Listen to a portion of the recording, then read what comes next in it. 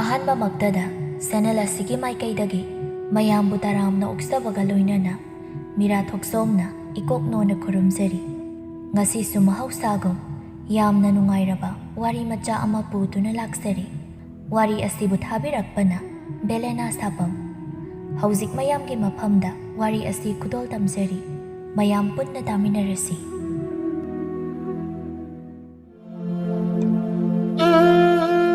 ꯑꯌꯨꯛꯀꯤ ꯃꯇꯝꯅꯤ꯫ ꯂꯦꯝꯕꯤ ꯏꯁꯧ ꯂꯥꯡꯗꯨꯅ ꯁꯨꯃꯥꯡꯗ ꯋꯥꯏꯔꯝ ꯁꯤꯠꯂꯤ꯫ ꯃꯕꯨꯛꯅꯤꯡꯗꯁꯨ ꯑꯁꯨꯝꯅ ꯈꯜꯂꯤ, ꯃꯁꯤꯒꯤ ꯃꯧꯖꯅꯗꯕꯤ ꯑꯁꯤ ꯍꯧꯖꯤꯛ ꯐꯥꯎꯕ ꯍꯧꯒꯠꯇ꯭ꯔꯤ ꯍꯥꯏꯕ ꯑꯁꯤ ꯑꯩꯅ ꯏꯆꯦꯅꯦꯅ ꯋꯥ ꯀꯟꯅ ꯍꯥꯏꯗꯕꯁꯤꯗꯅꯦ ꯏꯃꯨꯡꯒꯤ ꯊꯕꯛ ꯄꯨꯝꯕ ꯑꯩꯉꯣꯟꯗ ꯂꯣꯏꯅ ꯇꯧꯍꯜꯂꯤꯕꯅꯦꯕ꯫ ꯑꯩꯅ ꯃꯤꯍꯨꯟ ꯈꯪꯂꯛꯄ ꯃꯇꯝꯗꯅꯦ ꯃꯁꯝꯅꯦꯅ ꯃꯔꯨ ꯑꯈꯣꯏꯕ ꯈꯔ ꯍꯧꯔꯤꯕꯁꯤ ꯂꯣꯏꯅ ꯐꯩꯗ ꯇꯧꯔꯤꯕꯅꯤ ꯌꯦꯡꯉꯨ꯫ ꯑꯁꯨꯝꯅ ꯉꯥꯡꯗꯨꯅ ꯋꯥꯏꯔꯝ ꯁꯤꯠꯂꯤꯉꯩ ꯐꯖꯇꯣꯟ ꯃꯥꯡꯒꯣꯜꯗ ꯍꯀꯥꯝ ꯆꯟꯗꯨꯅ ꯊꯣꯛꯂꯛꯏ꯫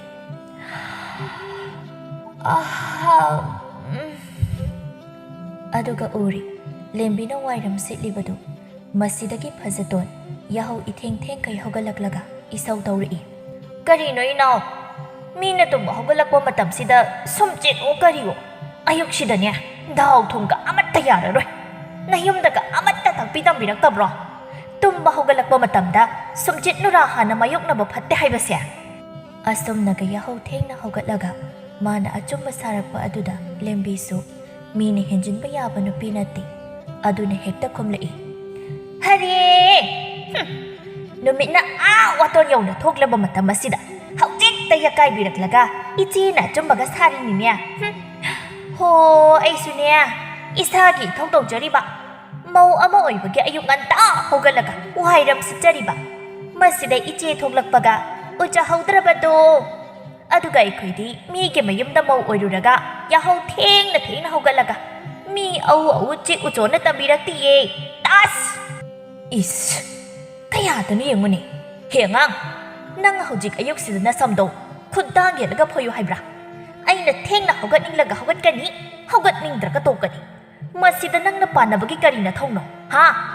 ꯏꯃꯨꯡꯁꯤꯗ ꯐꯖꯇꯣꯟ ꯑꯩꯅ ꯇꯧꯅꯤꯡꯕꯗ ꯇꯧꯅꯤ꯫ ꯃꯁꯤꯗ ꯅꯪꯅ ꯑꯩꯒꯤ ꯌꯥꯍꯧ ꯊꯦꯡꯕ ꯊꯦꯡꯗꯕ ꯄꯥꯟꯅꯕꯒꯤ ꯃꯔꯝꯁꯨ ꯂꯩꯇꯦ꯫ ꯂꯦꯝꯕꯤ ꯀꯔꯦꯝꯅꯗꯨꯅ ꯅꯣꯛꯇꯨꯅ ꯈꯨꯝꯂꯛꯏ꯫ ꯍꯥꯏꯌꯣ! ꯑꯩꯅ ꯀꯔꯤꯕꯨ ꯍꯥꯏꯔꯨꯅꯦꯒꯦ ꯏꯆꯦ ꯐꯖꯕꯤ, ꯃꯧ ꯆꯟꯅꯗꯕꯤ ꯅꯪꯉꯣꯟꯗꯕꯣ? ꯑꯩꯈꯣꯏꯗꯤ ꯏꯁꯥꯒꯤ ꯏꯊꯧ ꯇꯧꯖꯕꯅꯤ꯫ ꯃꯁꯤꯗꯤ ꯏꯆꯦꯅ ꯅꯊꯧ ꯅꯠꯇꯅ ꯏꯁꯧ ꯇꯧꯔꯛꯂꯒ ꯂꯦꯝꯕꯤꯅꯒ ꯑꯁꯨꯝꯅꯒ ꯍꯥꯏꯔꯛꯄꯁꯤꯗ ꯐꯖꯇꯣꯟ ꯄ꯭ꯔꯣꯛ ꯄ꯭ꯔꯣꯛ ꯆꯥꯛꯄ ꯃꯈꯩ ꯍꯥꯏꯔꯛꯏ꯫ ꯍꯦ! ꯑꯩꯕꯨ ꯃꯧ ꯆꯟꯅꯗꯕꯤ ꯀꯥꯏꯅ ꯅꯪ ꯑꯩꯉꯣꯟꯗ ꯐꯖꯅ ꯍꯧꯔꯦ꯫ ꯅꯪꯅ ꯊꯕꯛ ꯈꯔ ꯇꯧꯁꯤꯟꯅꯔꯒ ꯊꯕꯛ ꯐꯕꯤꯒ ꯁꯥꯔꯗꯅ ꯂꯋꯥꯏ ꯅꯨꯄꯤ, ꯅꯒꯨꯟ ꯆꯞ ꯆꯥꯅ ꯈꯪꯕ ꯐꯖꯇꯣꯟꯅꯤ ꯈꯪꯉꯕ꯭ꯔꯥ ꯑꯩꯁꯦ? ꯑꯩꯕꯨ ꯂꯋꯥꯏ ꯅꯨꯄꯤ ꯀꯥꯏꯅ ꯏꯆꯦꯗꯤ ꯁꯍꯔꯗꯒꯤ ꯑꯣꯡꯂꯛꯄꯤꯅꯤꯀꯣ꯫ ꯅꯌꯨꯝꯅ ꯎꯆꯦꯛ ꯃꯀꯣꯟꯁꯤ ꯃꯉꯥꯏ, ꯑꯗꯨꯒꯁꯨ ꯑꯩꯕꯨ ꯂꯋꯥꯏ ꯅꯨꯄꯤ ꯀꯥꯏꯅ ꯅꯣꯛꯇꯨꯝ ꯅꯣꯛꯁꯤꯟꯒꯦ꯫ ꯑꯁꯨꯝꯅ ꯑꯌꯨꯛ ꯑꯉꯟꯕꯁꯤꯗ ꯃꯃꯧ ꯑꯅꯤꯅ ꯂꯥꯎꯅꯔꯤꯕꯗꯨ ꯇꯥꯕꯗꯒꯤ ꯏꯕꯦꯝꯄꯤ ꯁꯛ ꯊꯣꯛꯂꯛꯇꯨꯅ ꯉꯥꯡꯂꯛꯏ꯫ ꯍꯥꯏ ꯍꯥꯏ, ꯀꯔꯤꯅꯣꯕ ꯅꯕꯥꯅꯤꯁꯤꯅ ꯍꯦꯛꯇ ꯎꯅꯕ ꯌꯥꯗ꯭ꯔꯤꯁꯤ? ꯍꯧꯖꯤꯛꯁꯦ ꯑꯌꯨꯛꯅꯤ ꯈꯪꯗꯕ꯭ꯔꯣ? ꯂꯩꯀꯥꯏꯁꯤꯅ ꯇꯥꯔꯒ ꯀꯨꯝꯍꯩ ꯌꯦꯡꯅꯕꯗꯧꯅ ꯌꯦꯡꯅꯗꯧꯔꯤꯁꯦ꯫ ꯅꯃꯥꯏꯁꯤꯡꯗꯨꯕꯨ ꯏꯀꯥꯏꯗꯕ꯭ꯔꯥ ꯍꯥꯏꯕ? ꯐꯖꯇꯣꯟꯅ ꯍꯦꯛꯇ ꯈꯨꯝꯂꯛꯏ꯫ ꯏꯃꯥ, ꯌꯦꯡꯉꯨꯅꯦ, ꯑꯩꯅ ꯍꯥꯏꯕꯗꯤ ꯏꯆꯦꯁꯤ ꯇꯨꯝꯕ ꯍꯧꯒꯠꯂꯛꯂꯦ꯫ ꯑꯗꯨꯗꯤ ꯁꯨꯝꯆꯤꯠ ꯑꯁꯦ ꯃꯐꯝ ꯑꯃꯗ ꯊꯝꯈ꯭ꯔꯒꯦ ꯍꯥꯏꯕꯒꯤ ꯋꯥꯈꯜꯁꯨ ꯂꯩꯇꯦ꯫ ꯃꯁꯤꯗ ꯃꯥꯡꯁꯤꯗ ꯐꯦꯔꯦ ꯐꯦꯔꯦ ꯍꯥꯏꯔꯒ ꯑꯗꯨꯝ ꯁꯤꯠꯂꯒ ꯂꯩ꯫ ꯑꯗꯨ ꯇꯧꯒꯅꯨ ꯍꯥꯏꯔꯨꯕꯒꯤ ꯃꯆꯤꯟ ꯑꯁꯦ ꯀꯕꯣꯛ ꯄꯣꯛꯄꯗꯧꯅ ꯑꯩꯉꯣꯟꯗ ꯂꯥꯛꯂꯛꯏꯕ꯫ ꯍꯦꯔ ꯏꯆꯦ, ꯌꯥꯝꯅ ꯋꯥꯍꯩ ꯋꯥꯇꯥ ꯐꯖꯕꯤ ꯁꯥꯔꯛꯀꯅꯨꯗ꯫ ꯑꯩꯁꯨ ꯏꯁꯥꯒꯤ ꯏꯊꯧ ꯇꯧꯖꯕꯅꯤ꯫ ꯏꯆꯦꯅ ꯍꯥꯟꯅ ꯂꯋꯥꯏ ꯂꯦꯝꯐꯨꯁꯤꯗ ꯂꯥꯛꯊꯔꯛꯏ ꯅꯠꯇ꯭ꯔꯣ? ꯌꯥꯝ ꯐꯕꯒ ꯁꯥꯔꯛꯀꯅꯨꯗ ꯏꯆꯦ꯫ ꯃꯃꯧ ꯑꯅꯤꯅ ꯃꯈꯥ ꯇꯥꯅ ꯈꯠꯅꯔꯛꯄꯗꯨꯗ ꯏꯕꯦꯝꯄꯤ ꯁꯛꯅ ꯑꯁꯨꯝꯅ ꯍꯥꯏꯗꯨꯅ ꯈꯝꯗꯣꯔꯛꯏ꯫ ꯌꯥꯔꯦ ꯌꯥꯔꯦ ꯌꯥꯔꯦ, ꯑꯩ ꯂꯣꯏꯅ ꯈꯪ꯫ ꯅꯣꯏꯕꯥꯅꯤꯒꯤ ꯅꯒꯨꯟ ꯌꯥꯔꯦ ꯌꯥꯔꯦ, ꯅꯊꯧꯁꯤꯡꯗꯣ ꯇꯧꯅꯔꯣ꯫ ꯑꯗꯨꯒꯅꯦ ꯆꯥꯛ ꯏꯁꯤꯡ ꯊꯣꯡꯅꯕ ꯇꯧꯔꯨꯔꯣ꯫ ꯅꯄꯥꯕꯨꯡ ꯊꯕꯛ ꯆꯠꯅꯤ ꯍꯥꯏꯕꯅꯤ꯫ ꯑꯁꯨꯝꯅ ꯃꯅꯦꯝꯅ ꯈꯝꯗꯣꯛꯄꯗꯒꯤ ꯃꯃꯧ ꯑꯅꯤꯗꯨ ꯃꯁꯥ ꯃꯁꯥꯒꯤ ꯊꯕꯛ ꯇꯧꯅꯈꯤ꯫ ꯐꯅ ꯌꯥꯝꯅ ꯍꯥꯏꯕꯒꯤ ꯋꯥꯅꯤ, ꯃꯧ ꯑꯍꯟ ꯐꯖꯇꯣꯟ ꯃꯔꯤꯟ ꯌꯥꯝꯅ ꯇꯟꯕ, ꯑꯍꯥꯎꯕꯗ ꯆꯥꯕ ꯄꯥꯝꯕ ꯅꯨꯄꯤꯅꯤ꯫ ꯃꯥꯒꯤ ꯅꯨꯄꯥ ꯆꯥꯎꯔꯦꯟꯁꯨ ꯑꯗꯨ ꯃꯉꯥꯏ꯫ ꯊꯕꯛ ꯁꯨꯕꯗꯤ ꯑꯗꯨꯝ ꯆꯠꯂꯝꯃꯤ, ꯑꯗꯨꯒ ꯃꯥꯒꯤ ꯍꯥꯏꯕꯕꯨ ꯌꯨ ꯉꯥꯎꯊꯣꯛꯄ, ꯆꯥꯊꯣꯛꯄ, ꯅꯨꯡꯉꯥꯏꯊꯣꯛꯄ ꯑꯁꯤꯅꯤ꯫ ꯅꯥꯀꯜ ꯑꯃꯔꯣꯝꯗꯅ ꯂꯦꯝꯕꯤ ꯃꯆꯤꯟ ꯈꯔ ꯀꯟꯖꯔꯕꯁꯨ ꯃꯅꯦ ꯃꯀꯨꯒꯤ ꯁꯦꯕꯥ ꯅꯤꯡꯊꯤꯅ ꯇꯧꯔꯝꯃꯤ ꯑꯃꯗꯤ ꯃꯧ ꯑꯃ ꯑꯣꯏꯕꯒꯤ ꯏꯃꯨꯡꯒꯤ ꯊꯕꯛ ꯃꯇꯤꯛ ꯆꯥꯅ ꯇꯧꯔꯝꯃꯤ꯫ ꯃꯍꯥꯛꯀꯤ ꯅꯨꯄꯥ ꯁꯥꯃꯨꯁꯨ ꯊꯕꯛ ꯁꯨꯕ ꯅꯣꯝꯕ ꯀꯜꯂꯝꯃꯤ꯫ ꯅꯣꯡꯃꯒꯤ ꯃꯇꯝꯅꯤ꯫ ꯀꯨꯟꯖꯣ ꯑꯃꯗꯤ ꯏꯕꯦꯝꯄꯤꯁꯛ ꯃꯈꯣꯏ ꯑꯅꯤ ꯏꯪꯈꯣꯜꯗ ꯊꯕꯛ ꯁꯨꯗꯨꯅ ꯂꯩꯔꯝꯃꯤ꯫ ꯀꯨꯟꯖꯣꯅ ꯃꯥꯒꯤ ꯅꯨꯄꯤꯗ ꯑꯁꯨꯝꯅ ꯍꯥꯏꯔꯛꯏ, "ꯍꯩ ꯃꯃꯥ, ꯅꯪꯒꯤ ꯅꯃꯧ ꯑꯅꯤ ꯑꯁꯤ ꯎꯅꯕ ꯌꯥꯗꯦ꯫ ꯍꯦꯛꯇ ꯈꯟꯅꯔꯛꯏ꯫ ꯅꯃꯧ ꯑꯍꯟꯁꯤꯅ ꯃꯇꯝ ꯄꯨꯝꯕꯗ ꯊꯕꯛ ꯂꯩꯊꯣꯛ ꯇꯧꯒꯤꯗ ꯇꯧꯗꯨꯅ ꯂꯩ꯫ ꯑꯗꯨꯕꯨꯅꯦ, ꯏꯃꯧ ꯌꯥꯏꯃꯁꯤꯗꯤ ꯃꯆꯤꯟ ꯈꯔ ꯀꯜꯂꯕꯁꯨ ꯃꯧ ꯑꯃꯒꯤ ꯊꯕꯛ ꯅꯤꯡꯊꯤꯅ ꯇꯧꯔꯤ꯫ ꯈꯔ ꯂꯩꯔꯕꯗꯤ ꯑꯩꯈꯣꯏ ꯇꯣꯝꯄꯣꯛꯀꯤꯁꯨ ꯅꯨꯄꯤ ꯄꯨꯁꯜꯂꯛꯀꯦ ꯍꯥꯏꯔꯅꯤ꯫ ꯑꯗꯨꯅ ꯃꯈꯣꯏ ꯑꯩꯅ ꯏꯆꯥ ꯑꯍꯟꯒ ꯌꯥꯏꯃꯒꯁꯤ ꯇꯣꯉꯥꯟ ꯄꯤꯖꯔꯁꯤꯔꯥ ꯍꯥꯏꯅ ꯈꯜꯂꯤ꯫ ꯅꯪꯅ ꯀꯔꯤ ꯈꯜꯂꯤꯕ ꯃꯃꯥ? ꯑꯩ ꯅꯃꯧ ꯑꯅꯤꯒꯤ ꯊꯕꯛ ꯂꯧ ꯇꯥꯅꯕꯒꯤ ꯈꯠꯅꯕꯁꯤꯗ ꯌꯨꯝꯗꯒ ꯑꯃꯠꯇ ꯂꯩꯖꯅꯤꯡꯗ꯭ꯔꯦ꯫ ꯑꯗꯨꯅꯤꯅꯦ ꯃꯄꯥ, ꯑꯩꯁꯨ ꯈꯜꯂꯝꯃꯤꯅꯤ꯫ ꯑꯅꯤꯁꯤꯅ ꯉꯥꯏꯍꯥꯛꯇ ꯎꯅꯕ ꯌꯥꯗꯦ꯫ ꯃꯁꯤꯗ ꯌꯧ ꯌꯧ ꯇꯧꯅꯔꯤꯕ ꯃꯆꯤꯟꯁꯤꯡꯁꯤꯅ ꯃꯔꯣꯟ ꯑꯃ ꯀꯕꯣꯛ ꯄꯣꯛꯂꯤꯕ ꯆꯔꯣꯏ ꯃꯥꯟꯕꯤꯁꯤꯡꯁꯤ." ꯑꯁꯨꯝꯅ ꯃꯃꯥꯒ ꯃꯄꯥꯒ ꯋꯥꯔꯤ ꯇꯧꯔꯤꯉꯩ ꯃꯆꯥꯅꯨꯄꯥ ꯑꯇꯣꯝꯕ ꯇꯣꯝꯄꯣꯛꯅ ꯉꯥ ꯑꯆꯧꯕ ꯑꯃ ꯌꯥꯜꯂꯗꯨꯅ ꯊꯣꯡꯒꯥꯜꯗꯒꯤ ꯆꯪꯉꯛꯏ꯫ ꯃꯆꯥꯅ ꯉꯥ ꯑꯆꯧꯕ ꯑꯃ ꯌꯥꯜꯂꯒ ꯆꯪꯂꯛꯄꯗꯨ ꯎꯕꯗ ꯃꯃꯥꯅ ꯍꯥꯏꯔꯛꯏ, "ꯍꯥꯏ ꯇꯣꯝꯄꯣꯛ, ꯏꯁ ꯆꯥꯎꯔꯦꯗ ꯉꯥꯁꯤꯗꯤ꯫ ꯃꯃꯜꯕꯨ ꯑꯣꯟꯊꯣꯛꯅ ꯇꯥꯡꯂꯝꯃꯅꯤ꯫ ꯏꯆꯥꯕꯨ ꯉꯁꯤ ꯁꯦꯜ ꯐꯪꯉꯛꯑꯕ꯭ꯔꯣ?" "ꯍꯣꯏ ꯃꯥ, ꯉꯁꯤ ꯅꯆꯥꯒꯤ ꯊꯕꯛ ꯁꯨꯔꯨꯕꯒꯤ ꯁꯦꯜ ꯄꯤꯔꯛꯏ꯫ ꯑꯗꯨꯅ ꯍꯤꯟꯖꯥꯡ ꯑꯍꯥꯎꯕ ꯑꯝꯇ ꯆꯥꯁꯦꯅ ꯂꯩꯔꯛꯏꯅꯦ꯫ ꯏꯇꯩꯃ ꯌꯥꯏꯃ ꯊꯣꯡꯍꯟꯒꯤ ꯉꯥꯁꯤꯗꯤ ꯏꯇꯩꯃ ꯌꯥꯏꯃꯅ ꯊꯣꯡꯕꯅ ꯈꯔ ꯍꯥꯎꯏ ꯇꯧꯕꯅꯤ꯫ ꯉꯍꯥꯟ ꯏꯇꯩꯃ ꯑꯍꯟꯅ ꯊꯣꯡꯕꯗꯨꯗꯤ ꯆꯥꯕꯒ ꯑꯃꯠꯇ ꯌꯥꯗꯦ." ꯇꯣꯝꯄꯣꯛꯅ ꯀꯩꯁꯨꯝ ꯈꯟꯗꯅ ꯗꯣꯡ ꯗꯣꯡ ꯉꯥꯡꯂꯛꯄꯗꯨꯗ ꯃꯄꯥ ꯀꯨꯟꯖꯣꯅ ꯄꯥꯈꯠꯅ ꯍꯥꯏꯔꯛꯏ, "ꯍꯥꯏ, ꯌꯥꯔꯦ, ꯀꯟꯅꯒ ꯉꯥꯡꯒꯅꯨ꯫ ꯅꯇꯩꯃ ꯑꯍꯟ ꯁꯤꯛꯄꯤ ꯃꯥꯟꯕꯤꯗꯨꯅ ꯑꯃꯨꯛ ꯇꯥꯈ꯭ꯔꯗꯤ ꯑꯃꯨꯛ ꯄꯦꯄꯥ ꯑꯃꯨꯛ ꯇꯧꯔꯛꯂꯅꯤ꯫ ꯆꯠꯂꯣ, ꯉꯥꯗꯨ ꯅꯪ ꯁꯦꯝꯗꯣꯛꯎꯔꯣ꯫ ꯅꯣꯏ ꯇꯌꯥꯏꯁꯨ ꯊꯕꯛ ꯍꯜꯂꯛꯇ꯭ꯔꯤꯕꯅꯤ꯫ ꯑꯆꯧꯕꯁꯨ ꯉꯁꯥꯏ ꯊꯣꯛꯈꯤꯕꯗꯨꯅ ꯍꯧꯖꯤꯛ ꯐꯥꯎꯕ ꯍꯜꯂꯛꯇ꯭ꯔꯤ꯫ ꯃꯁꯤꯅ ꯍꯣꯔꯦꯟ ꯄꯩꯔꯒ ꯂꯥꯎꯗꯨꯅ ꯑꯃꯨꯛ ꯍꯜꯂꯛꯂꯅꯤ꯫ ꯃꯥ ꯑꯩꯒꯤ ꯂꯨꯈꯨꯝꯗ ꯊꯝꯕ ꯆꯩꯁꯥꯡꯗꯨꯅꯅꯦ ꯑꯃꯨꯛꯇ ꯁꯥꯟꯊꯗ꯭ꯔꯕꯗꯤ ꯒ꯭ꯌꯥꯟ ꯇꯥꯔꯔꯣꯏ꯫ ꯆꯪꯉꯨ." "ꯍꯣꯏ ꯕꯥꯕꯥ." ꯇꯣꯝꯄꯣꯛꯅ ꯃꯥꯡꯒꯣꯜ ꯍꯦꯛ ꯀꯥꯔꯛꯄꯒ ꯃꯇꯩ ꯃꯌꯥꯏ ꯃꯍꯥꯅ ꯍꯦꯛ ꯊꯦꯡꯅꯩ꯫ "ꯏꯇꯩꯃ, ꯉꯥꯁꯦ ꯉꯁꯤꯗꯤ ꯏꯇꯩꯃꯅ ꯐꯖꯅ ꯍꯥꯎꯅ ꯊꯣꯡ꯫ ꯑꯩ ꯁꯦꯝꯃꯨꯈꯤꯒꯦ꯫ ꯉꯍꯥꯟ ꯏꯇꯩꯃ ꯑꯍꯟꯅ ꯊꯣꯡꯕꯗꯨꯗꯤ ꯊꯨꯝꯒ ꯃꯣꯔꯣꯛꯀꯅ ꯑꯩꯕꯨ ꯍꯥꯠꯂꯝꯗꯣꯔꯤ꯫ ꯑꯗꯨꯅ ꯉꯁꯤ ꯏꯇꯩꯃꯅ ꯍꯥꯎꯅ ꯊꯣꯡꯉꯣꯕ." ꯂꯦꯝꯕꯤ ꯇꯣꯝꯄꯣꯛꯅ ꯍꯥꯏꯔꯛꯂꯤꯕ ꯋꯥꯗꯨꯗ ꯍꯔꯥꯎꯔꯗꯨꯅ ꯐꯖꯇꯣꯟ ꯇꯥꯔꯁꯅꯨ ꯃꯇꯥꯒꯨꯝ ꯀꯔꯤꯝꯅꯗꯨꯅ ꯅꯣꯛꯂꯒ ꯍꯥꯏꯔꯛꯏ, "ꯍꯣꯏꯅꯦ, ꯏꯇꯩꯃꯅꯅꯦ ꯍꯥꯎꯅ ꯊꯣꯡꯗꯣꯛꯑꯒ ꯂꯣꯏꯔꯦꯗꯅ꯫ ꯑꯁꯨꯛ ꯆꯥꯎꯈ꯭ꯔꯕ ꯉꯥꯁꯤꯕꯨ ꯀꯩꯗꯧꯕꯩ ꯃꯣꯔꯣꯛꯀ ꯊꯨꯝꯒꯅ ꯂꯥꯍꯠꯂꯒ ꯉꯥꯒꯤ ꯃꯍꯥꯎ ꯃꯥꯡꯍꯟꯗꯣꯔꯤꯕꯅꯣ? ꯏꯇꯩꯃꯅꯅꯦ ꯍꯥꯎꯅ ꯊꯣꯡꯒꯅꯤ꯫ ꯍꯩꯇꯕ ꯃꯤꯗꯒ ꯊꯣꯡꯍꯜꯂꯨ ꯌꯥꯄꯣꯟꯇꯦ ꯍꯥꯏꯔꯤꯕ." ꯂꯦꯝꯕꯤꯅ ꯍꯥꯏꯔꯤꯕꯗꯨ ꯐꯖꯇꯣꯟ ꯃꯈꯣꯏꯒꯤ ꯀꯥꯒꯤ ꯊꯣꯡꯖꯤꯟꯗꯒꯤ ꯂꯨꯝꯗꯨꯅ ꯇꯥꯔꯤꯕꯅꯤ꯫ ꯑꯗꯨꯝꯅꯒ ꯀꯔꯤꯝꯅꯔꯛꯄꯗꯨꯗ ꯍꯦꯛꯇ ꯊꯣꯛꯂꯛꯇꯨꯅ ꯃꯥꯁꯨ ꯍꯥꯏꯔꯛꯏ, "ꯏꯁ ꯇꯣꯝꯄꯣꯛ, ꯑꯩꯒꯤ ꯉꯍꯥꯟꯒꯤ ꯉꯥ ꯊꯣꯡꯕꯗꯨꯕꯨ ꯃꯣꯔꯣꯛꯀ ꯊꯨꯝꯒꯅ ꯍꯥꯠꯂꯝꯗꯧꯔꯤ ꯀꯥꯏꯅ, ꯑꯗꯨꯒ ꯆꯥꯛꯅ ꯃꯌꯥꯝ ꯆꯥꯔꯤꯗꯨꯅ ꯀꯔꯤꯒꯤ? ꯉꯥ ꯊꯣꯡꯕ ꯍꯥꯏꯁꯤꯗꯕꯨ ꯃꯣꯔꯣꯛ ꯊꯨꯝ ꯀꯜꯂꯞ ꯆꯥꯔꯒ ꯍꯥꯎꯕꯅꯤ꯫ ꯍꯥꯎꯇꯦ ꯍꯥꯏꯔꯕꯁꯨ ꯑꯩꯉꯣꯟꯗ ꯑꯗꯨꯝ ꯍꯥꯏꯕ ꯌꯥꯏ꯫ ꯃꯥꯏ ꯆꯥꯅꯗꯕꯤ ꯃꯤꯉꯣꯟꯗ ꯀꯣꯏꯇꯝ ꯇꯝꯂꯒ ꯃꯤꯅ ꯎꯁꯤꯠꯂꯣꯏꯗꯕ ꯊꯕꯛ ꯇꯧꯅꯨ."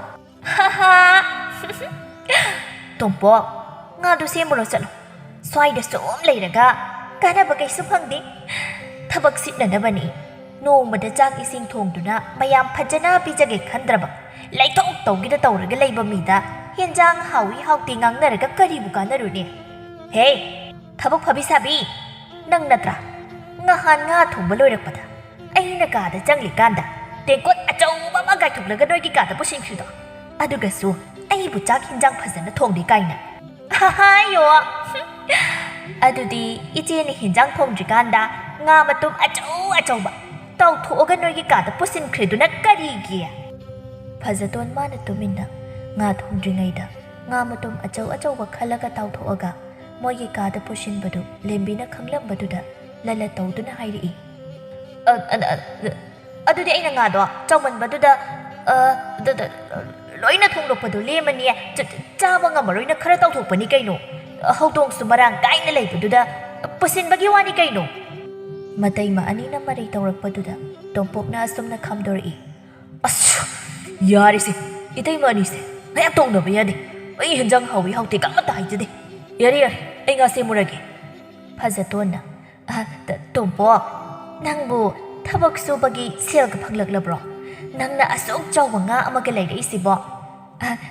ꯅꯪ ꯁꯦꯜ ꯐꯪꯂꯛꯂꯗꯤ handak chakaubasu kuidre natai pochaidi handak nangna khara leiro inhauni sel khara thokpa adu oiri nang ta chaushina ne thabak chatlabasu yumda siki amda busalakpa natisi magi nomagi yugi sel leiraga loiri aduna handakti natai nangna leidaba yaroi ko Phazatongi wahaidu taraga lembi suma bukningda asumna khanjai hais chumi aikoi tompokse soidana sel phangami ai so handak chakaubai pochai leinabagi sel haihorage masiki mattai masabisina pochai yamba henkibadari asumna khanduna lembi su hekta hairi tompo natai magi su noita yaidu handakti pakhoi gi thabaki sel du su khara tapna pidau mali natai magi su pidaba yaroi asi hairamaga Phazatonda paini yenglamaga changki tompokna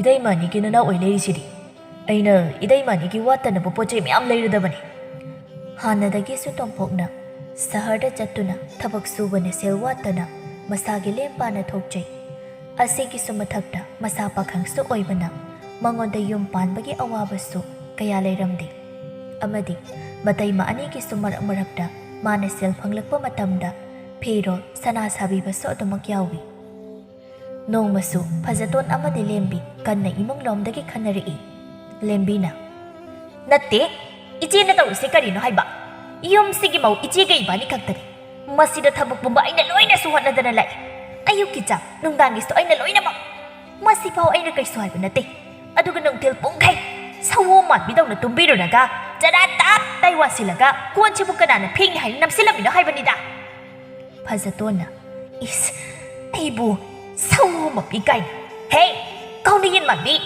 aina phing wa yang na phing dribani aina tawning man tawni masida nang kai toga haibano ataina kai shuto bongam drasu ne aina tawdori ba kari tawdoi ba ha nang na kari tawdoi no ba aina ne aina sei tawdori ba aina khangra do aingonda usitabadi khagya roi ije oirasu lembina Phazaton gi masamdu lamduna phoirakpaduda Phazaton chu hekta phoiri samga phoiri iyoiba ai sire nang so dudi khangra sire hingjabi ko chabi thado samsi ayoyoyo ai homa chakhumda mamau anina masam phoinarakpadagi manem ibe pisak changlaktuna khamdoi hai karino minamani na tawnarisibo se thadok nauni he nakhoyani bo manem na khamdo ibagado changde makhoi ani thadok nabudi lairadana manem do oina laktana inthori ibem pisak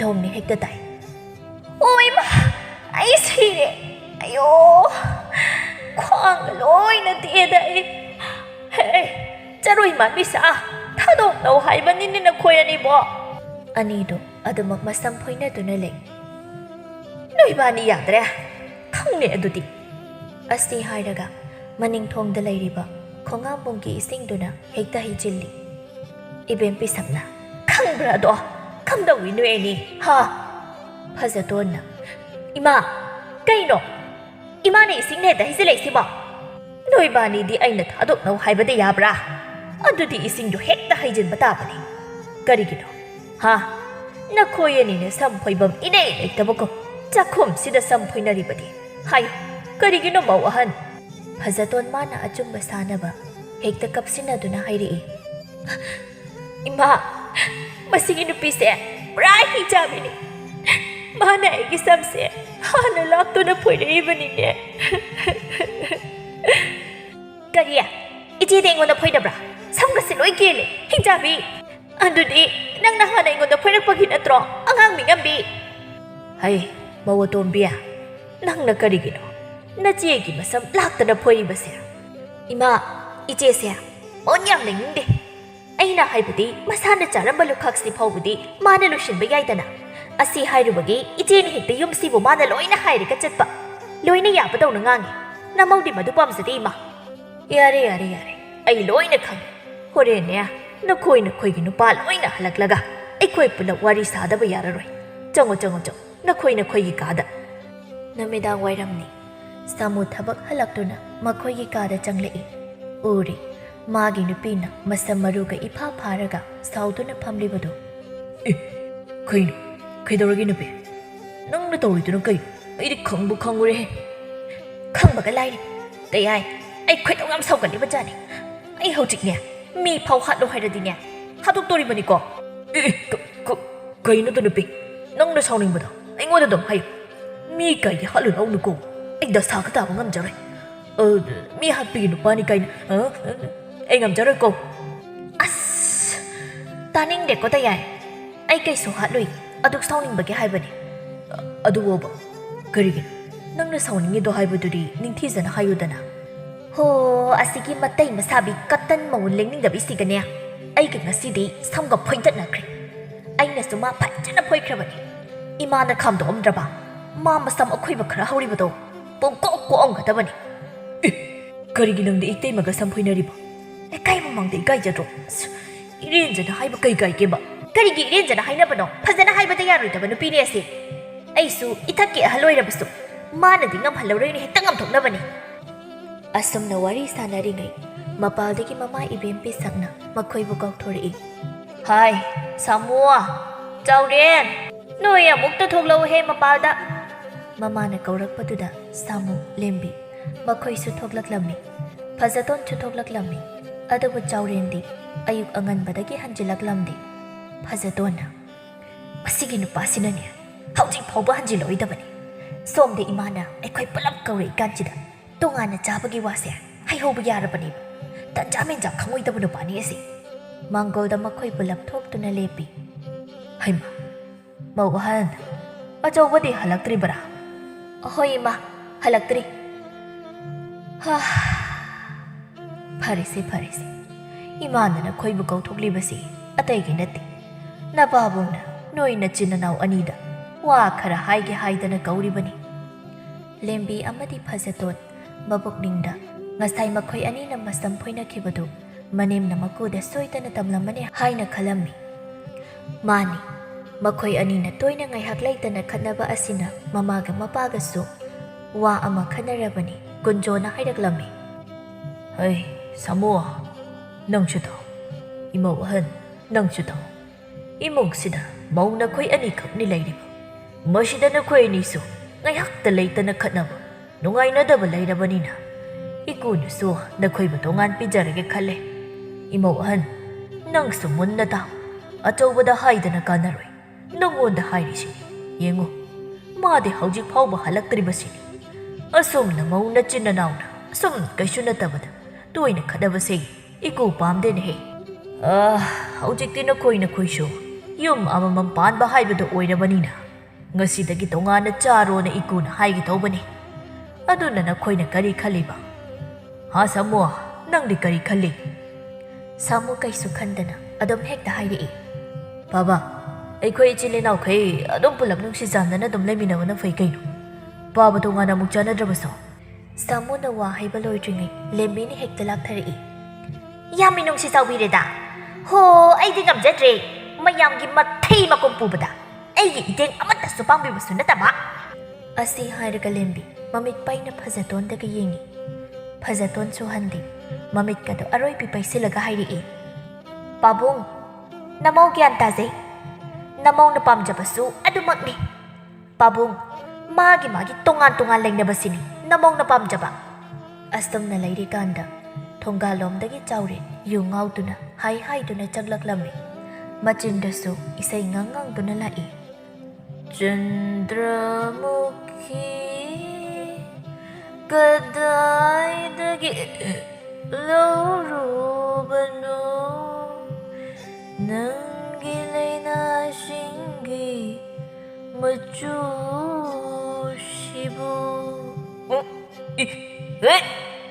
ꯀꯅꯥꯅꯣ ꯂꯩꯗꯣ ꯃꯊꯟꯇ ꯇꯨꯡ ꯑꯣꯟꯊꯣꯛꯑꯒ ꯀꯣꯏꯂꯥꯎ ꯂꯥꯎꯗꯨꯅ ꯆꯪꯂꯛꯏ ꯀꯨꯟꯖꯣꯅ ꯑꯆꯧꯕ ꯅꯪꯁꯤꯕꯨ ꯀꯔꯤ ꯍꯥꯏꯅ ꯉꯥꯡꯅꯁꯤꯒꯦꯅꯦ ꯑꯌꯨꯛ ꯉꯟꯇꯥ ꯊꯣꯛꯈ꯭ꯔꯒ ꯍꯧꯖꯤꯛꯁꯦ ꯍꯟꯖꯤꯜꯂꯛꯄꯒꯤ ꯃꯇꯝ ꯂꯧ ꯅꯪ ꯆꯩꯁꯨꯁꯤꯅ ꯅꯌꯥꯡꯂꯦꯟꯗ ꯁꯥꯟꯊꯧ ꯍꯥꯏꯕ꯭ꯔꯥ ꯍꯧꯖꯤꯛ ꯕꯥꯕꯥ ꯅꯆꯥ ꯂꯥꯟꯖꯔꯦꯕ ꯖꯣꯏ ꯑꯁꯤ ꯍꯥꯏꯔꯒ ꯉꯥꯎꯐꯤꯡ ꯇꯧꯔꯒ ꯈꯣꯏꯔꯝꯃꯛꯏ ꯑꯗꯨꯗ ꯀꯨꯟꯖꯣꯒꯤ ꯆꯩꯁꯨꯗꯨꯅ ꯍꯦꯛꯇ ꯀꯟꯊꯔꯛꯏ ꯈꯪꯕ꯭ꯔ ꯅꯪ ꯅꯨꯄꯥ ꯌꯥꯏꯅꯤ ꯃꯆꯥ Ôi mà Bà giật đoan Nang bà bà dẹo đúng không Ai xì bà ta đi mì Cháu ren magi nupi ma tung da chen chila galumi. Ibem pisang na.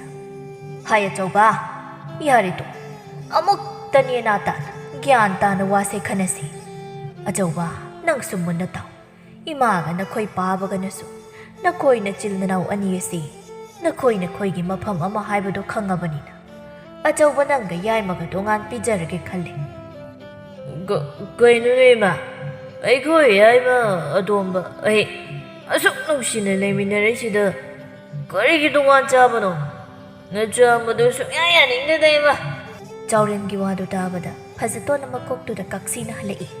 Kangbra na nga do. Yam namin nung sisaw bili he. Ho, iko'y di punjan ning drabado. Ay, ajaw ba Musi matang na haibado ko'y Haujikte na ko'y na chil na naw aniso Yung palabanin Amaga magayat sinadabid Ipa na tungan pijarage kalabanin Samuna Ado da baba Ay ko'y ato magapaba kimahoy gadi Kamay na Kana galamina ganima Samo lalataw do na. Magi nupida yeng do na hayrakpani. Wado dabada. Lembi magi nupada mamit ka na yeng lai. Taw naribado. Kunjo na ura do na. Asong na hayri. Nama kay ko'y humdi Ay ko'y humkag charage Namaso ahan yam na oiba magtinadrida na Nanaw na baso Masagi siyang matikcha na thokjarida na Chalo Na ko'y gi po chay sintok jarurong Noong maginumit ni. Ibem pisag kay tel da manabasing lady. Iche tharoa Hanggang mapunchiga padigom sini Aduga hawai jarasiga Sel kaya tarige iche Is Hawai jarasidi manam othok na nungsikreda Lupa ani tari Se Yam sin biragi Se iche Sel sida layre ko Ibem pisag Nang di namaw layba ni nanungay jaram nida Ay gidi ichanupi amakak lay jaram maduso Mayumpad kreda na Ichanupa yaw hogdabasi Nungay tinihin ang buwa Ahal matang go isilagpasida Kanahay dagi nungay ba no de iche Ichea Nupa ahan giyay magadi Tongha na pinjakreda Ay ko'y atombaga ayga Mapaga amachari Namaw ani dubo Iyang patabra ni ibim pisang Iche na hay din niya Iyang katnabra ba Tunga na kapija thokri dubo Ngay ko ni hey Na chanu pa atomba tombokti Nupiga thidri day niya Hoy iche thidri ye Imaw ani budi Kay dauro ba nona Mapaga ayga na tunga ni hek pijaraba Marak daso Hek tabag daw bada lauta na ba hek mayaw ra ido Ay ko'y giso Atomba ni hek sahar da chalaga paisataan manina Imong gitabayin ka Hanubi ay namaw anaw bitaw na kan na tawri ay siya Ihe Adoy na gana Namaw atombi ama kok tizilo da na Ichiya Mahuga pili da aya Haujik lady ba anisi paw ba Lang na bang amdring ay sida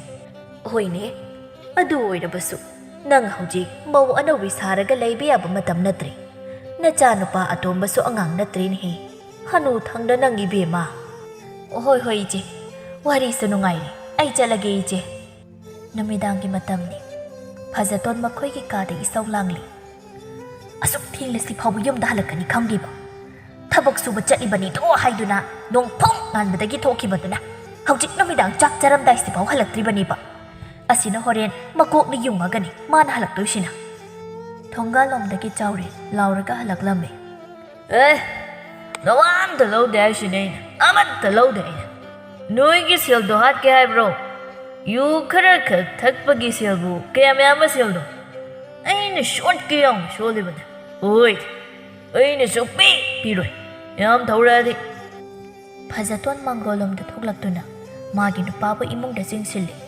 Ay Guna na jingisi Ay nupi pazaton ni Pazaton Ay ki pazaton Pazaton ki mamang da pum na magkacha Yari he taning di Nupa Nang natawri si kayo hay manida Yung da paisa si kiamat na supusilak pa nati Angang bayam si katsara hilagalay na sa hybrid ko'y ba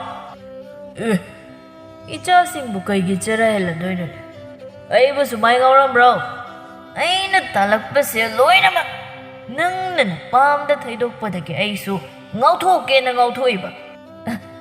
ꯀꯔꯤ ꯑꯩꯅ ꯀꯗꯥꯏꯗ ꯏꯄꯥꯝꯗ ꯄꯩꯁꯥ ꯊꯩꯕ ꯌꯥꯎꯈ꯭ꯔꯦ? ꯌꯥꯔꯦ ꯌꯥꯔꯦ, ꯑꯩ ꯂꯣꯏꯅ ꯈꯪꯕꯖꯥꯠꯅꯤ. ꯑꯩ ꯇꯨꯝꯅꯤꯡꯉꯦ. ꯇꯥꯅꯤꯡꯗꯦ, ꯆꯠꯂꯣ ꯁ꯭ꯋꯥꯏꯗ. ꯆꯕꯦꯡ ꯆꯕꯦꯡ, ꯑꯩ ꯇꯨꯝꯃꯒꯦ. ꯀꯔꯤꯅꯣ? ꯆꯥꯛꯀ ꯆꯥꯕꯤꯔꯔꯣꯏꯗ꯭ꯔꯣ? ꯆꯥꯅꯤꯡꯉꯝꯃꯣꯏꯅꯦ, ꯃꯕꯨꯛꯁꯤꯗ ꯌꯨꯅ ꯄꯤꯛ ꯊꯜꯂꯕꯅꯤꯅ. ꯁꯣꯝꯗ ꯏꯕꯦꯝ ꯄꯤꯁꯛ ꯃꯥꯒꯤ ꯅꯨꯄꯥ ꯑꯃꯗꯤ ꯃꯆꯥꯅꯨꯄꯥ ꯇꯣꯝꯄꯣꯛꯀ ꯄꯨꯟꯅ ꯆꯥꯛ ꯆꯥꯔꯤ. ꯆꯥꯛ ꯆꯥꯅ ꯆꯥꯅ ꯏꯕꯦꯝ ꯄꯤꯁꯛꯅ ꯍꯥꯏꯔꯛꯂꯝꯃꯤ. ꯑꯗꯣꯝꯕ, ꯅꯪ ꯑꯉꯥꯡꯁꯨ ꯅꯠꯇ꯭ꯔꯤ. ꯅꯪꯒꯤ ꯈꯪꯅ ꯆꯥꯅꯕ ꯅꯨꯄꯤꯒ ꯂꯩꯕ꯭ꯔꯥꯕ? ꯏꯃꯥꯗꯤ ꯍꯅꯨꯊꯪꯁꯤꯗ ꯋꯥꯔꯦꯅꯦ ꯏꯕꯨꯡꯉꯣ. ꯑꯁ ꯏꯃꯥ, ꯆꯥꯛ ꯆꯥꯔꯤꯀꯥꯟꯁꯤꯗ ꯅꯠꯇ꯭ꯔꯗꯤ ꯅꯨꯄꯤ ꯊꯤꯔꯧ ꯍꯥꯏꯕꯒꯤ ꯃꯇꯝ ꯂꯩꯇ꯭ꯔꯕ ꯈꯪꯗꯦ. ꯑꯩꯈꯣꯏ ꯏꯃꯥꯁꯤꯅꯕ. ꯍꯥꯏ, ꯅꯪꯒꯤ ꯂꯩꯇꯦ ꯑꯗꯨꯗꯪ ꯍꯥꯏ. ꯂꯩꯔꯒꯅ ꯄꯨꯁꯤꯜꯂꯛꯑꯣ. ꯏꯃꯥ ꯌꯥꯝ ꯋꯥꯔꯦꯅꯦ ꯅꯪꯕꯣ. ꯂꯩꯇ꯭ꯔꯒꯅ ꯑꯩ ꯏꯃꯧ ꯊꯤꯒꯦ. ꯑꯁ ꯌꯥꯔꯦꯀꯣ ꯏꯃꯥ, ꯅꯨꯄꯤꯒ ꯑꯃꯇ ꯊꯤꯕꯤꯅꯨ. ꯑꯩꯈꯣꯏ ꯇꯥꯆꯧꯒ ꯊꯩꯒ ꯎꯕꯗꯅꯦ ꯅꯨꯄꯤꯒ ꯑꯃꯇ ꯊꯤꯖꯅꯤꯡꯗ꯭ꯔꯦ. ꯑꯗꯨ ꯌꯥꯕ ꯅꯠꯇꯦꯅꯦ ꯅꯪꯕꯣ. ꯑꯩꯗꯤ ꯈꯪꯗꯦ ꯍꯥꯏꯔꯤꯁꯤꯅꯤꯀꯣ. ꯅꯪꯅ ꯄꯨꯁꯤꯜꯂꯛꯇ꯭ꯔꯦꯗꯅ ꯑꯩꯅ ꯊꯤꯔꯨꯔꯗꯕꯅꯤ ꯏꯃꯧꯗꯣ. ꯌꯥꯔꯦꯗ ꯃꯃꯥ ꯅꯪꯕꯣ. ꯁꯦ, ꯆꯥꯛ ꯏꯁꯤꯡꯒ ꯐꯖꯅ ꯆꯥꯕ ꯂꯣꯏꯔꯒ ꯈꯟꯅꯔꯁꯤꯀꯣ. ꯆꯥꯛꯇꯣ ꯑꯃꯨꯛꯇ ꯍꯥꯟꯅ ꯆꯥꯈꯣꯀꯣ ꯅꯪ. ꯅꯣꯡꯃꯒꯤ ꯅꯨꯃꯤꯠꯅꯤ. ꯐꯖꯇꯣꯟ ꯂꯩꯀꯥꯏꯒꯤ ꯆꯥꯛ ꯍꯦꯛ ꯇꯣꯛꯄꯒ ꯀ꯭ꯋꯥ ꯃꯇꯞ ꯑꯃ ꯎꯝꯁꯤꯜꯂꯒ ꯃꯤꯋꯥ ꯉꯥꯡꯅꯕꯤ ꯈꯔꯒ ꯂꯩꯀꯥꯏꯒꯤ ꯄꯨꯈ꯭ꯔꯤ ꯃꯄꯥꯟꯗ ꯐꯝꯗꯨꯅ ꯃꯤꯋꯥ ꯉꯥꯡꯅꯔꯤ. ꯊꯥꯔꯤꯛꯅ, ꯃꯣꯏꯒꯤ ꯃꯅꯤꯡ ꯂꯩꯀꯥꯏꯒꯤ ꯏꯅꯦ ꯇꯣꯝꯕꯤꯒꯤ ꯍꯟꯗꯛ ꯃꯃꯧ ꯑꯃ ꯂꯥꯛꯄꯗꯣ, ꯃꯥꯒꯤ ꯑꯎꯟꯄꯣꯠꯇꯨꯕꯨ ꯀꯔꯤꯅꯣ ꯍꯥꯏꯕꯅꯤꯗ. ꯐꯃꯨꯡ ꯑꯃꯒ ꯎꯄꯨ ꯑꯃꯒ ꯂꯣꯏꯔꯦꯅꯦ. ꯏꯆꯦ, ꯅꯣꯏꯕꯨ ꯌꯦꯡꯍꯧꯗ꯭ꯔꯥ ꯍꯥꯏꯕ? ꯁꯈꯤꯅ, ꯎꯍꯧꯋꯤ ꯎꯍꯧꯋꯤ. ꯑꯁ, ꯑꯩꯗꯤꯅꯦ ꯀꯂꯛ ꯇꯨꯝꯕꯦꯜꯂꯤꯕꯅꯤ. ꯃꯗꯨꯒꯤ ꯇꯣꯝꯕꯤ ꯍꯥꯏꯗꯨꯅ ꯃꯁꯤꯗꯩꯁꯤꯗ ꯃꯃꯧꯗꯨ ꯂꯥꯛꯇ꯭ꯔꯤꯀꯥꯟꯁꯤꯗ ꯂꯩꯀꯥꯏꯁꯤꯗ ꯆꯠꯇꯅ ꯍꯌꯦꯡ ꯑꯩꯒꯤ ꯏꯃꯧꯅ ꯄꯨꯔꯛꯄ ꯑꯎꯟꯄꯣꯠꯇꯤ ꯂꯩꯀꯥꯏꯁꯤꯗ ꯂꯥꯛꯂꯤꯕ ꯃꯧꯁꯤꯡꯁꯤꯅ ꯄꯨꯔꯛꯏꯕꯁꯤꯗꯒꯤ ꯍꯦꯟꯅ ꯄꯨꯔꯛꯀꯅꯤ. ꯃꯁꯛꯁꯨ ꯑꯩꯒꯤ ꯏꯃꯧꯅ ꯏꯍꯦꯟ ꯍꯦꯜꯂꯤ ꯀꯀꯥꯏꯗꯅ. ꯑꯗꯨꯒꯗꯤ ꯃꯃꯧꯅꯤꯅ ꯏꯔꯣꯏ ꯃꯥꯟꯕꯤ ꯑꯃ ꯂꯥꯛꯏꯅꯦ. ꯐꯖꯇꯣꯟꯅ, ꯍꯥꯏꯒꯨꯝꯗꯅ ꯏꯅꯦ ꯇꯣꯝꯕꯤꯒꯤ ꯃꯃꯧꯗꯨꯗꯤ ꯌꯦꯡꯍꯩꯗ꯭ꯔꯦ. ꯍꯧꯖꯤꯛꯀꯥꯟ ꯃꯧꯅꯦꯅ ꯂꯥꯛꯏꯕꯁꯤꯡꯁꯦ ꯃꯁꯛꯁꯤꯡꯁꯦ ꯑꯃꯠꯇ ꯌꯦꯡꯕ ꯌꯥꯗ꯭ꯔꯦ. ꯑꯩꯈꯣꯏꯅꯒ ꯑꯍꯥꯟꯕ ꯃꯧ ꯑꯅꯧꯕꯤꯅꯤ ꯀꯥꯏꯅ ꯂꯥꯛꯄꯗꯗꯤ ꯂꯩꯀꯥꯏꯁꯤꯗ ꯉꯥꯡꯅꯔꯤꯕꯅꯤ ꯐꯖꯕꯗ ꯐꯖꯇꯣꯟ ꯍꯥꯏꯗꯅ. ꯊꯥꯔꯤꯛꯅ, ꯃꯁꯛꯁꯤꯒ ꯍꯥꯏꯖ ꯁꯥꯔꯤꯁꯦ ꯁꯛꯑꯣꯝꯗꯨ ꯈ꯭ꯔꯥꯕꯤ ꯍꯦꯛ ꯃꯥꯜꯂꯗꯅ. ꯁꯈꯤꯅ, ꯍꯩꯃꯥ, ꯉꯥꯏꯈꯣꯅꯦ ꯐꯖꯇꯣꯟ, ꯅꯪꯗꯤ ꯋꯥꯏꯕꯨ ꯁꯪꯂꯝꯃꯅꯤ ꯇꯣꯉꯥꯟꯅ ꯆꯥꯔꯕꯅꯤꯅ. ꯑꯩꯈꯣꯏꯒꯤꯗꯤꯅꯦ ꯌꯦꯠꯁꯤꯟꯅꯔꯒꯨꯝꯁꯤ, ꯇꯣꯉꯥꯟ ꯇꯣꯉꯥꯟ ꯃꯥꯒꯤ ꯍꯥꯏꯕꯗꯣ ꯂꯩꯅꯔꯁꯤ ꯍꯥꯏꯕꯕꯨ ꯑꯩꯒꯤ ꯅꯨꯄꯥꯗꯨꯅ ꯁꯨꯡꯌꯥ ꯍꯦꯛ ꯌꯥꯗꯕ. ꯃꯃꯥ ꯃꯄꯥ ꯅꯨꯡꯁꯤꯔꯤꯅꯤ ꯇꯧ ꯂꯩꯗꯅ. ꯁꯈꯤ ꯏꯕꯦꯝꯃ, ꯑꯗꯨꯝꯅꯒ ꯂꯩꯔꯨꯅꯨꯀꯣ ꯌꯦꯠꯁꯤꯟꯅꯗꯅ. ꯁꯤꯁꯤ ꯇꯣꯉꯥꯟ ꯇꯣꯉꯥꯟ ꯍꯦꯛꯇ ꯆꯥꯅꯧꯁꯤ. ꯑꯗꯨꯝꯇꯗ ꯋꯥꯏ ꯁꯪꯒꯗꯕꯅꯤ. ꯑꯩꯈꯣই ꯑꯉꯥꯡ ꯃꯤꯉꯝꯕꯤ ꯑꯃ ꯂꯩꯗꯅ, ꯃꯁꯛꯇꯣ ꯌꯦꯡꯅꯤꯡꯗꯕꯅ. ꯊꯕꯛ ꯐꯕꯤꯅ ꯃꯔꯣꯜ ꯑꯃ ꯁꯥꯔꯤꯕ. ꯃꯅꯦ ꯃꯀꯨꯅ ꯍꯥꯏꯕ ꯏꯟꯕꯤꯅꯤꯁꯤ ꯃꯥꯅ ꯁꯥꯔꯤꯁꯤ. ꯑꯗꯨꯒ ꯑꯩꯕꯨꯅ ꯃꯧ ꯂꯦꯡꯅꯤꯡꯗꯕꯤ, ꯃꯧ ꯊꯕꯛ ꯁꯨꯅꯤꯡꯗꯕꯤꯒ ꯇꯥꯍꯟꯗꯅ. ꯑꯗꯨꯗꯤ ꯍꯦꯛꯇ ꯈꯟꯅ ꯊꯣꯛꯑꯒ ꯇꯣꯉꯥꯟ ꯆꯥꯕꯅꯤꯗꯅ. ꯅꯣꯡꯃꯗꯤ ꯆꯥꯎꯔꯦꯟꯗꯣ ꯌꯨ ꯊꯛꯆꯤꯜꯂꯒ ꯂꯝꯕꯤꯗ ꯑꯆꯠ ꯑꯋꯣꯛꯁꯤꯡꯗ ꯀꯥꯔꯟ ꯇꯥꯕꯒꯤ ꯃꯌꯥꯝ ꯆꯪꯗꯅ ꯐꯨꯗꯠꯂꯝꯃꯤ. ꯅꯨꯃꯤꯠꯇꯨꯗꯒꯤ ꯆꯥꯎꯔꯦꯟ ꯒ꯭ꯌꯥꯟ ꯇꯥꯗꯨꯅ ꯁꯦꯜ ꯇꯥꯟꯕ ꯑꯃꯨꯛ ꯆꯠꯂꯝꯃꯤ. ꯅꯨꯄꯤ, ꯅꯪꯕꯨ ꯑꯩꯅ ꯊꯕꯛ ꯍꯜꯂꯛꯄ ꯈꯨꯗꯤꯡꯒꯤ ꯌꯨꯝꯗ ꯉꯥꯏꯍꯥꯛꯇ ꯂꯩꯔꯝꯗꯕꯁꯤꯕꯨ ꯀꯔꯤꯅꯣ? ꯅꯠꯇꯦ, ꯅꯪꯕꯨ ꯂꯩꯀꯥꯏꯗꯒ ꯆꯠꯂꯒ ꯃꯤꯋꯥ ꯉꯥꯡꯅꯕꯤ ꯃꯧꯒꯥꯏꯗꯣ ꯑꯣꯏꯔꯕ꯭ꯔꯥ ꯍꯥꯏꯕ? ꯑꯩꯅ ꯃꯔꯛ ꯑꯃ ꯉꯥꯎꯗꯨꯅ ꯂꯩꯊꯣꯛꯎꯕꯁꯤꯗ ꯑꯩꯒꯤ ꯏꯆꯥ ꯑꯗꯩ ꯅꯨꯄꯤ ꯂꯣꯏꯅ ꯉꯥꯎꯔꯒ ꯂꯩꯔꯕ꯭ꯔꯥ ꯁꯤꯅꯤ. ꯑꯉꯥꯡꯁꯤꯡꯁꯨ ꯑꯗꯨꯝ ꯃꯉꯥꯏ, ꯌꯨꯝꯗ ꯉꯥꯏꯍꯥꯛꯇ ꯂꯩꯇꯦ, ꯃꯃꯥꯒ ꯆꯞ ꯃꯥꯟꯅꯩ. ꯍꯦꯔꯥ ꯅꯨꯄꯥ, ꯑꯩꯈꯣꯏꯁꯨ ꯌꯨꯝꯒꯤ ꯊꯕꯛ ꯏꯪꯈꯥꯡ ꯂꯣꯏꯔꯒ ꯉꯥꯏꯍꯥꯛ ꯂꯩꯀꯥꯏꯗ ꯏꯆꯦ ꯏꯟꯗꯣꯟꯁꯤꯡꯒ ꯐꯝꯃꯤꯟꯅꯕ, ꯋꯥꯔꯤ ꯁꯥꯟꯅꯕꯗꯤ ꯌꯥꯏ ꯀꯩꯅꯣ. ꯌꯨꯝꯁꯤꯗ ꯑꯗꯨꯝ ꯂꯩꯁꯤꯜꯂꯒ ꯍꯦꯟꯅ ꯉꯥꯎꯔꯛꯅꯕ. ꯑꯗꯨꯕꯨꯕ ꯅꯣꯡꯃꯇꯁꯨ ꯌꯨꯝꯒꯤ ꯃꯈꯥꯗ ꯉꯥꯏꯍꯥꯛꯇ ꯂꯩꯇꯦ ꯍꯥꯏꯕ. ꯐꯖꯇꯣꯟ ꯃꯤ ꯌꯥꯝꯅ ꯈꯠꯅꯅꯤꯡꯕꯤ ꯅꯨꯄꯤ ꯑꯣꯏꯕꯅꯤꯅ ꯀꯣꯆꯤ ꯀꯣꯠꯂꯒ ꯂꯦꯝꯕꯤ ꯇꯥꯔꯁꯅꯨ ꯃꯇꯥꯒꯨꯝ ꯍꯥꯏꯔꯛꯏ. ꯍꯣ, ꯐꯅ ꯑꯣꯏꯗꯨꯅꯁꯨꯅꯦ, ꯌꯨꯝꯁꯤꯗ ꯁꯨꯔꯨ ꯁꯨꯔꯨ ꯅꯩꯁꯤꯜꯂꯒ ꯃꯧ ꯑꯐꯕꯤ, ꯊꯕꯛ ꯐꯕꯤ, ꯃꯅꯦ ꯃꯀꯨꯒꯤ ꯁꯦꯕꯥ ꯐꯕꯤ ꯁꯥꯁꯤꯟꯅꯒꯗꯕꯒꯤ ꯁꯔꯨꯛꯄꯨꯗꯤꯅꯦ, ꯂꯩꯀꯥꯏꯗ ꯀꯔꯤꯗ ꯉꯥꯏꯍꯥꯛ ꯀꯣꯏꯊꯣꯛꯄꯅ ꯐꯩ. ꯍꯥꯏ, ꯌꯥꯔꯦ ꯌꯥꯔꯦ, ꯅꯪꯒ ꯋꯥ ꯉꯥꯡꯅꯕ ꯉꯝꯖꯕ ꯅꯠꯇꯦ ꯑꯩ. ꯂꯦꯝꯕꯤꯁꯨ ꯇꯥꯏ ꯃꯆꯦꯅ ꯍꯥꯏꯔꯤꯕꯗꯨ. ꯑꯗꯨ ꯑꯣꯏꯔꯕꯁꯨ ꯃꯥ ꯀꯩꯁꯨ ꯍꯥꯏꯔꯝꯗꯦ. ꯃꯕꯨꯛꯅꯤꯡꯗꯗꯤ ꯁꯥꯎꯅꯤꯡꯂꯤꯕꯅꯤ. ꯅꯣꯡꯃꯁꯨ ꯂꯦꯝꯕꯤꯅ ꯈꯨꯟꯒꯤ ꯄꯨꯈ꯭ꯔꯤꯗꯒꯤ ꯏꯁꯤꯡ ꯁꯣꯛꯄ ꯆꯠꯄꯗ ꯂꯩꯀꯥꯏꯒꯤ ꯃꯆꯤꯟ ꯌꯥꯎꯕꯤ ꯅꯨꯄꯤ ꯑꯃꯅ ꯍꯤꯒꯥꯏꯋꯥ ꯍꯥꯏꯔꯛꯂꯝꯃꯤ꯫ ꯇꯥꯊꯣꯠꯅ "ꯍꯩꯃꯥ, ꯂꯦꯝꯕꯤꯌꯥ, ꯅꯪꯕꯨ ꯏꯁꯤꯡ ꯁꯣꯛꯄ ꯂꯥꯛꯑꯝꯃꯤꯔꯣ?" "ꯍꯣꯏ ꯏꯅꯝꯃ, ꯅꯨꯡꯗꯥꯡꯒꯤ ꯆꯥꯛ ꯊꯣꯡꯅꯕ ꯏꯁꯤꯡ ꯁꯣꯛꯂꯛꯑꯝꯃꯤꯅꯤ꯫ ꯏꯅꯝꯃꯗꯤ ꯀꯥꯏꯗ ꯆꯠꯂꯨꯔꯤꯕꯅꯣ?" "ꯑꯩꯁꯨꯅꯦ, ꯅꯨꯃꯤꯗꯥꯡꯒꯤ ꯌꯦꯟꯁꯥꯡ ꯑꯃꯠꯇ ꯂꯩꯇꯦꯅ ꯀꯩꯊꯦꯜ ꯃꯆꯥꯕꯨꯛꯇ ꯆꯠꯂꯨꯒꯦꯅ ꯊꯣꯛꯂꯛꯂꯤꯕꯅꯤ꯫ ꯍꯩꯃꯥ, ꯑꯗꯣ ꯉꯥꯏꯈꯣꯅꯦ ꯅꯪꯕꯣ, ꯅꯪꯒꯤ ꯅꯆꯦ ꯑꯃ ꯂꯩꯕꯗꯨꯒ ꯌꯥꯝ ꯈꯠꯅꯕ꯭ꯔꯅꯦ?" ꯂꯦꯝꯕꯤ ꯅꯣꯛꯐꯦꯠ ꯇꯧꯗꯨꯅ "ꯏꯅꯝꯃ, ꯈꯠꯅꯗꯦꯗ. ꯍꯣꯏ, ꯅꯣꯡ ꯐꯥꯗꯣꯛ ꯂꯩꯃꯤꯟꯅꯕ ꯀꯧꯕꯅꯤꯅ ꯃꯔꯛ ꯅꯨꯡꯉꯥꯏꯅꯗꯕꯁꯨ ꯌꯥꯎꯏꯗ." "ꯆꯨꯝꯃꯤ ꯆꯨꯝ. ꯑꯗꯨꯗ ꯅꯆꯦ ꯐꯖꯇꯣꯟꯅ ꯅꯪꯁꯤ ꯊꯕꯛ ꯌꯥꯝ ꯁꯨꯅꯤꯡꯗꯦ, ꯃꯇꯟ ꯇꯜꯂꯤ. ꯊꯕꯛ ꯄꯨꯝꯅꯃꯛ ꯃꯥꯅ ꯂꯣꯏꯅ ꯇꯧꯔꯤꯅꯦ. ꯑꯗꯨꯒ ꯅꯈꯣꯏ ꯇꯣꯉꯥꯟ ꯆꯥꯅꯔꯤꯕꯗꯨꯁꯨ ꯅꯪꯅ ꯊꯕꯛ ꯁꯨꯅꯤꯡꯗꯕꯒꯤꯅꯤ ꯍꯥꯏꯅꯦ." ꯂꯦꯝꯕꯤ ꯈꯪꯁꯥꯎ ꯁꯥꯎꯅꯤꯡꯂꯛꯇꯨꯅ ꯍꯥꯏꯔꯛꯏ꯫ "ꯏꯅꯝꯃ, ꯑꯗꯨꯃꯛ ꯍꯦꯛ ꯏꯆꯦꯅ ꯍꯥꯏꯕ꯭ꯔꯥ? ꯃꯥꯅ ꯌꯨꯝꯁꯤꯗ ꯉꯥꯏꯍꯥꯛꯇ ꯂꯩꯇꯕꯈꯩ ꯁꯥꯗꯨꯅ ꯆꯠꯂꯤꯕꯗꯨꯗꯤ ꯂꯩꯀꯥꯏꯗ ꯑꯩꯒꯤ ꯃꯤꯋꯥ ꯉꯥꯡꯅꯕ ꯆꯠꯂꯤꯕꯣꯏꯔꯦ. ꯈꯪꯅꯤꯗꯅ ꯃꯥ ꯑꯗꯨꯗꯤ." ꯇꯥꯊꯣꯠ ꯃꯆꯤꯟ ꯌꯥꯎꯈꯩ ꯇꯝꯂꯨꯔꯒ ꯄꯥꯈꯠꯂꯗꯨꯅ ꯂꯂ ꯇꯧꯗꯨꯅ ꯍꯥꯏꯔꯛꯏ꯫ "ꯂꯦꯝꯕꯤꯌꯥ, ꯅꯪ ꯏꯆꯦꯅ ꯍꯥꯏꯌꯦ ꯀꯥꯏꯅꯗꯤ ꯍꯥꯏꯔꯨꯅꯨꯀꯣ. ꯃꯥꯅ ꯂꯩꯀꯥꯏꯗ ꯁꯨꯝ ꯍꯥꯏꯕꯗꯨꯗ ꯏꯅꯥꯎꯗꯤ ꯅꯣꯡꯃꯇꯁꯨ ꯂꯩꯀꯥꯏꯁꯤꯗ ꯆꯠꯇꯨꯅ ꯃꯤꯋꯥ ꯉꯥꯡꯅꯕꯁꯨ ꯅꯠꯇꯦ. ꯑꯗꯨꯗ ꯏꯅꯝꯃꯅ ꯁꯨꯝ ꯅꯨꯡꯉꯥꯏꯇꯗꯨꯅ ꯇꯝꯕꯅꯤꯀꯣ. ꯅꯪ ꯏꯅꯝꯃꯅ ꯍꯥꯏ ꯀꯥꯏꯅ ꯍꯥꯏꯔꯗꯤ ꯁꯣꯏꯔꯦ ꯏꯕꯦꯝꯃ." "ꯍꯣꯏ ꯏꯅꯝꯃ, ꯑꯗꯣ ꯑꯩ ꯑꯃꯨꯛ ꯆꯪꯉꯒꯦ." ꯑꯁꯨꯝꯅ ꯂꯦꯝꯕꯤ ꯌꯥꯝ ꯐꯤꯡꯅ ꯃꯌꯨꯝꯂꯣꯝꯗ ꯂꯥꯛꯂꯝꯃꯤ꯫ ꯃꯆꯤꯟꯗꯁꯨ ꯑꯁꯨꯝꯅ ꯍꯥꯏꯔꯤ꯫ "ꯑꯩꯕꯨ ꯁꯨꯅꯤꯡꯗꯕꯤ, ꯃꯇꯟ ꯇꯟꯕꯤ ꯀꯥꯏꯅ ꯃꯊꯧ ꯂꯩꯇꯅ ꯃꯥꯅ ꯂꯩꯀꯥꯏ ꯀꯣꯏꯕꯤꯔꯦ ꯍꯥꯏꯔꯒ ꯑꯩꯒꯤ ꯃꯤꯋꯥꯒꯁꯨ ꯉꯥꯡꯖꯕ ꯁꯥꯏ. ꯈꯪꯉꯣꯏꯗ꯭ꯔꯥ ꯃꯥ ꯉꯁꯤꯗꯤ?" ꯑꯁꯤ ꯍꯥꯏꯔꯒ ꯁꯣꯛꯂꯛꯂꯤꯕ ꯏꯁꯤꯡꯗꯨ ꯃꯥꯡꯒꯣꯜꯗ ꯁꯠ ꯊꯝꯃꯤ꯫ ꯑꯗꯨꯒ ꯈꯣꯟꯖꯦꯜ ꯍꯧꯅ ꯃꯆꯦꯕꯨ ꯀꯧꯔꯛꯏ꯫ "ꯍꯣꯏ ꯏꯆꯦ! ꯏꯆꯦ! ꯍꯦ, ꯇꯥꯔꯗꯤ ꯌꯥꯝ ꯊꯨꯅ ꯊꯣꯛꯂꯛꯎ. ꯉꯁꯤꯗꯤ ꯋꯥ ꯆꯞ ꯆꯥꯕꯤ ꯑꯃ ꯉꯥꯡꯅꯁꯤ." ꯐꯖꯇꯣꯟ ꯌꯥꯝ ꯊꯧꯋꯥ ꯁꯥꯗꯅ ꯊꯣꯛꯂꯛꯏ꯫ "ꯀꯔꯤꯅꯣ? ꯀꯅꯥ ꯁꯤꯕ ꯌꯥꯎꯔꯒꯦ? ꯅꯪꯅ ꯅꯨꯃꯤꯗꯥꯡ ꯋꯥꯏꯔꯝꯁꯤꯗ ꯃꯥꯡꯒꯣꯜꯁꯤꯗ ꯀꯣꯏꯂꯥꯎ ꯂꯥꯎꯔꯤꯁꯦ? ꯅꯪ ꯁꯤꯕꯒꯤ ꯀꯣꯏꯂꯥꯎ ꯂꯥꯎꯔꯤꯕ, ꯈꯪꯉꯕ꯭ꯔꯥ? ꯍꯧꯖꯤꯛ ꯑꯩꯅ ꯍꯥꯠꯂꯗꯕ." "ꯏꯁ, ꯀꯔꯤꯒꯤ ꯅꯪꯅ ꯑꯩꯕꯨ ꯍꯥꯠꯇꯣꯔꯤꯕ? ꯍꯥ, ꯍꯥꯠꯂꯨ ꯂꯥꯛꯑꯣꯅꯦ. ꯅꯪꯅ ꯑꯩ ꯍꯥꯠꯇꯣꯔꯦ ꯍꯥꯏꯔꯒ ꯑꯩꯅ ꯖꯒꯣꯏ ꯁꯥꯗꯅ ꯂꯩꯇꯥꯔꯤꯅꯦ. ꯀꯔꯤꯒꯤ ꯏꯆꯦꯅ ꯂꯩꯀꯥꯏꯁꯤꯗ ꯁꯥꯗꯅ ꯀꯣꯏꯆꯠ ꯆꯠꯂꯒ ꯑꯩꯒꯤ ꯃꯔꯝꯗ ꯑꯣꯏꯗ ꯄꯥꯗꯕ ꯃꯌꯥꯝ ꯑꯃ ꯇꯝꯂꯤꯕꯁꯦ? ꯏꯆꯦꯕꯨ ꯊꯕꯛ ꯌꯥꯝ ꯂꯩꯇꯕ ꯃꯤꯔꯣ? ꯂꯩꯇ꯭ꯔꯗꯤ ꯊꯕꯛ ꯑꯩ ꯄꯤꯒꯦ. ꯑꯩ ꯄꯤꯒꯦꯕ ꯊꯕꯛꯇꯣ. ꯆꯥꯛꯈꯣꯝ ꯄꯨꯜꯂꯞ ꯄꯨꯜꯂꯤꯀꯥꯟꯗꯅ ꯊꯕꯛ ꯁꯨꯅꯤꯡꯗꯕꯒꯤ ꯈꯠꯅꯕ ꯍꯧꯗꯅ ꯂꯩꯕ. ꯍꯧꯖꯤꯛ ꯃꯥꯒꯤ ꯂꯩꯅꯔꯕꯁꯤꯗ ꯑꯃꯨꯛ ꯑꯩꯒꯤ ꯃꯤꯋꯥ ꯉꯥꯡꯅꯗꯅ ꯈꯠꯅꯕ ꯍꯧꯔꯤꯁꯦ ꯀꯔꯤꯒꯤꯅꯣ ꯍꯥꯏꯕ? ꯏꯆꯦ ꯈꯠꯅꯕ ꯌꯥꯝ ꯄꯥꯝꯕ꯭ꯔꯣ? ꯍꯥ?